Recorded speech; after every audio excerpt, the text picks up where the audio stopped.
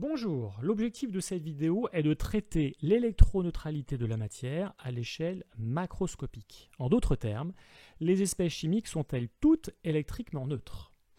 Alors on va très vite passer sur les espèces chimiques composées d'atomes, car ils sont nécessairement électriquement neutres puisque les atomes le sont aussi. De même, les molécules, qui sont constituées d'au moins deux atomes, sont elles aussi électriquement neutres.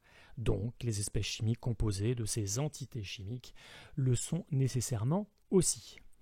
Mais qu'en est-il des composés ioniques? Ces espèces chimiques qui possèdent des ions. Alors dans un premier temps, on va se poser la question, qu'est-ce qu'un ion? Alors si on étudie un ion formé à partir d'un seul atome, on parle d'ion monoatomique. Et il est donc formé d'un atome qui a perdu ou gagné un ou plusieurs électrons. Si c'est un cation, il est chargé positivement. Il est formé à partir d'un atome qui a perdu un ou plusieurs électrons. Si c'est un anion, il est chargé négativement. Il est formé à partir d'un atome qui a gagné un ou plusieurs électrons. Un exemple d'application pour terminer cette vidéo. N'hésitez pas à mettre sur pause pour prendre le temps de réfléchir. Un composé ionique possède des ions calcium de formule chimique Ca2+, et des ions chlorure de formule chimique Cl-. Quel est son nom et quelle est sa formule chimique? Je vous laisse un peu de temps. Vous avez trouvé? On corrige. Alors, il y avait un petit piège, parce que si la proportion d'ion calcium et d'ion chlorure était correcte ici, alors la somme des charges électriques serait nulle, ce qui n'est pas le cas. Quelle proportion alors doit-il y avoir entre ces ions pour que le composé ionique soit électriquement neutre? Alors, j'imagine que vous avez trouvé.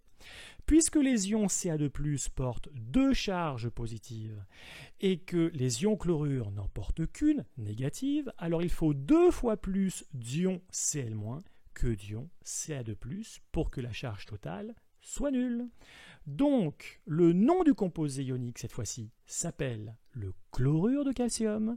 Vous vous rappelez le nom de l'anion avant celui du cation dans le nom du composé ionique, et sa formule est CaCl2.